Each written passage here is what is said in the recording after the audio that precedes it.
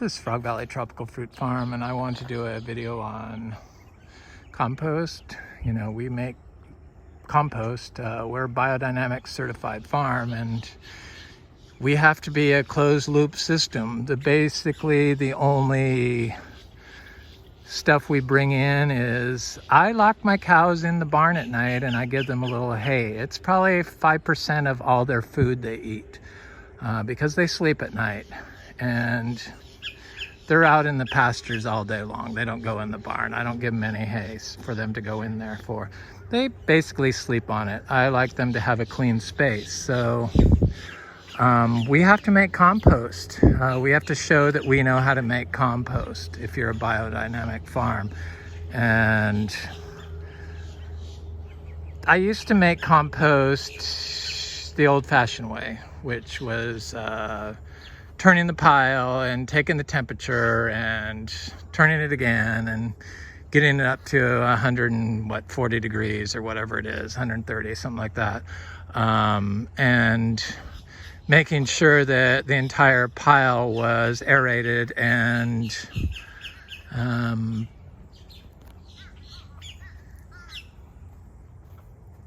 killed all the anaerobic bacteria in there, or the anaerobic microbes.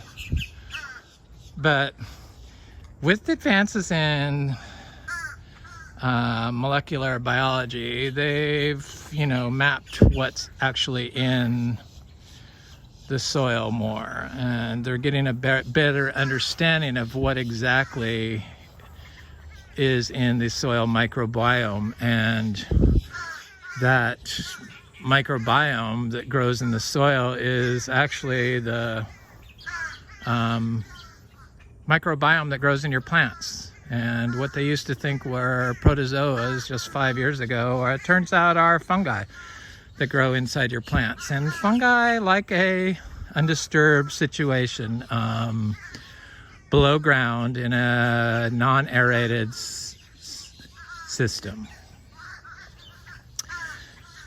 Undisturbed system. So we make compost and let nature do the work. And you have to know where your ingredients for your compost is coming from. You can't really eat food that's grown and you don't know where it comes from. So food that's not certified, because has to be certified organic if you're going to put it in your compost. Otherwise, you just are not going to get the results of a truly biological compost. I was recently told I was against Elaine Ingham because I said that you need the anaerobic compost, or the anaerobic microbes in your compost. And I don't know why people speak for other people, but one thing I know is that Elaine Ingham and I are on the exact same page when it comes to soil health. I don't even have to talk to her or look at any of her old stuff to know that she's with biodynamic farmers. And to insinuate otherwise, which I've recently been told by people from the Rare Fruit Council in Palm Beach, that basically I don't know what I'm doing.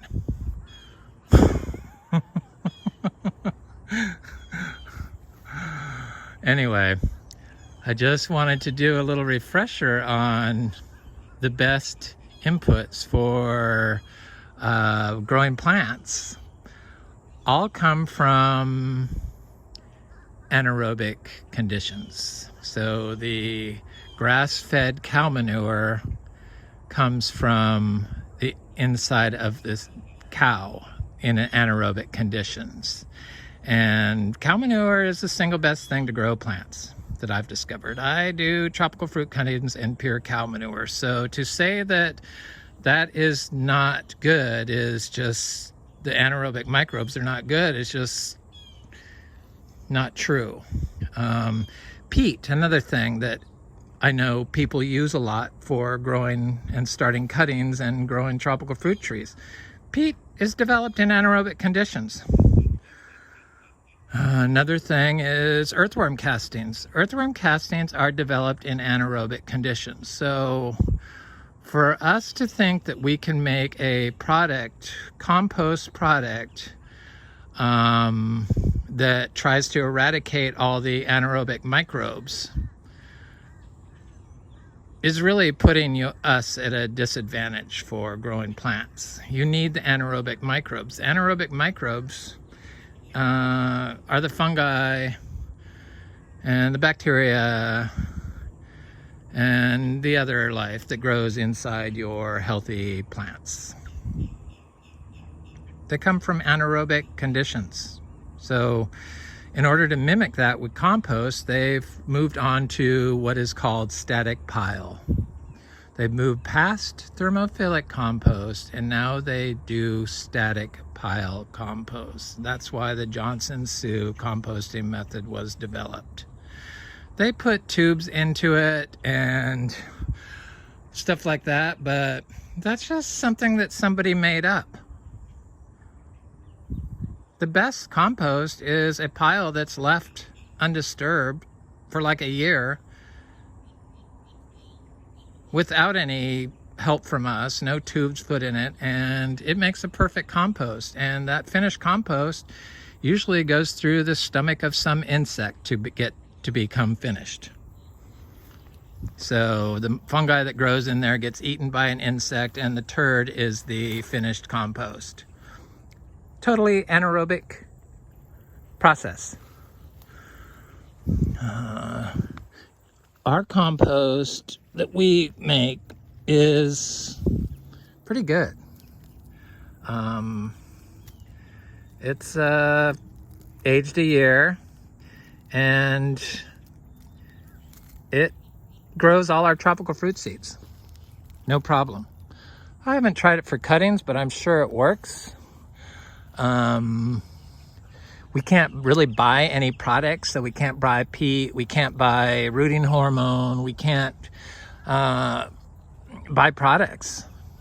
We have to make them all ourselves, and it turns out that that's all really you have to do. So these are our compost piles. We do not turn them. We don't want air getting in there. It puts the compost out of balance. Kind of degrades the microbial life that's in the unturned compost. So compost has moved on from thermophillic. They now know that the anaerobic microbes are needed. Well, that's what grows in your plants. Well, not in today's food, but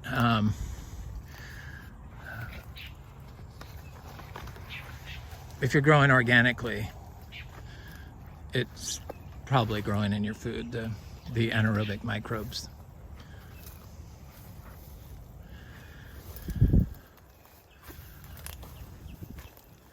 Our compost, it kind of doesn't last a year anymore.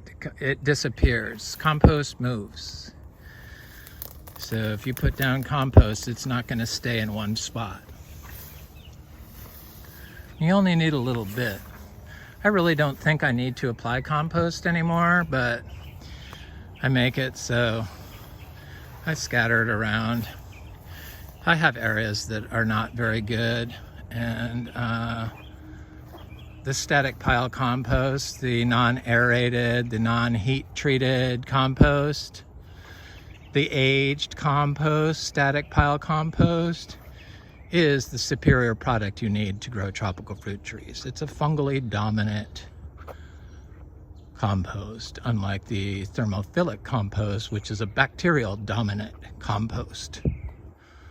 Turns out we need the fungal dominance in our soils. That's the intelligent life you need. So our compost is made up of hay and wood shavings and bokashi, fermented vegetables, and soil from previous compost and earth that I pick up from around live oak trees and sticks and weeds and stuff that I throw in it. And I just do a lasagna layer, and the biology takes care of the rest. No turning necessary. You want the anaerobic microbes to colonize your compost. Just was shocked that somebody would actually tell me that I wasn't on the same page with the Elaine Ingham. I've been preaching soil health for years, and I piss a lot of people off when I do it. I don't like certain products. I don't like Coco Core. I piss those people off. I've ended friendships because I said I dislike Coco Core. People stopped talking to me for it. Coco Core is not an organic product. It's made with chemicals. And peat is probably a superior product. In fact, I know it is. It's made with in anaerobic conditions. There's questions whether it's sustainable or not, but I don't have to worry about it. I have fresh, raw zebu manure. And I'm getting ready to do some cuttings. I watched a video, I forget the guy's name, I wish I could remember. I subscribed to the channel, some guy named Shiloh, and he did cuttings of jaboticabas. And I think he used rooting hormone and peat moss, I think is what he said. But we can't do that. We have to use what we get from the farm. And in this case, it's our aged zebu manure that went through anaerobic conditions to get created. And I've discovered that everything grows better and fruits better with our grass-fed cow manure. Guaranteed you're going to get a plant to fruit if you mix a little zebu manure into the soil or add it to it. So I put this into rainwater to make the soil, the pure zebu manure. And this is a rain barrel that has had a biodynamic horn in it. And notice how the biodynamic horn is like, it's stuffed with, it's got BD 500 in it. I removed it, so the biodynamic preps are all made with under anaerobic conditions below ground. It's the anaerobic microbes that grow inside the plants. Those are the endophytes that grow inside the plant. So to say that they're bad is just, it's just not true. They're the microbes you need in your compost. That's why everyone knows that static compost is superior to thermophillic compost today. Some people haven't gotten the memo yet, but that's true. Anyway, so biodynamic preps are made in anaerobic conditions, and I put this horn in here as soon as I dug it up after I made it and buried it for 6 months or whatever it was, and put it in here. And I buried some in areas of our farm that always flooded, and lo and behold, they don't flood anymore. So there's something going on with the fungi inside the anaerobic microbes inside the BD 500. And your water you use is extremely important. It turns out not all water is created equal, as most of you know already. But even your rainwater could be polluted, or it's not structured. So structured water is water that's been put through a vortex, like through a river. And I see now that Rudolf Steiner knew the importance of the vortex to structure the water. And sunlight, I guess, structures water. And I have this horn in here, and this horn is like a living, it's like it's not an animal, it's not a plant, but it's alive. And the manure inside the horn does not break down, and there are fungi in it. And you can see that this horn is standing up on its own. And I can see fungi coming out of the horn now. I can see hyphae coming out, but it's been in here since the spring equinox, I guess. That's when I dug it up. February 21st or something like that. So it's been in here several months, and I put my cow manure in here to soak to get it to turn into the perfect medium to start tropical fruit tree cuttings. And I just fill it up and leave it in here overnight.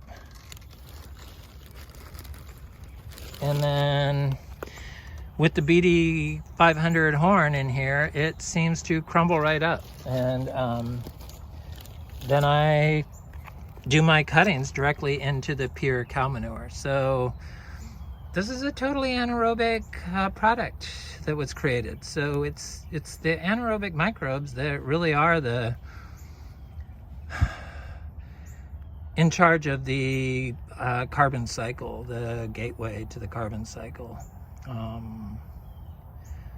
and are needed in our grow systems.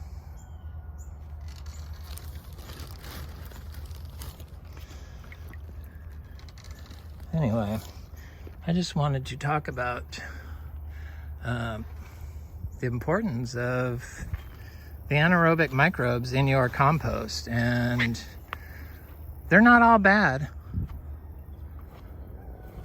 The good ones balance out the bad ones, and the finished product of a non-turn static pile compost that hasn't been oxygenated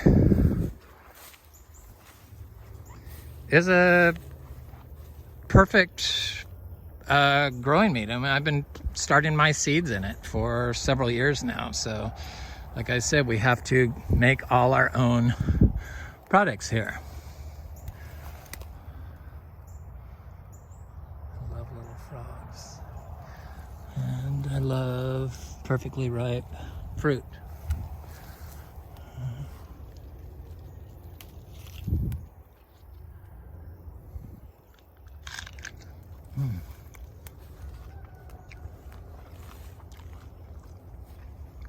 Something we know how to grow naturally. Anyway, this is Frog Valley Tropical Fruit Farm, and just trying to relay to people my experience and knowledge to grow tropical fruit trees in a regenerative fashion. Have a good day.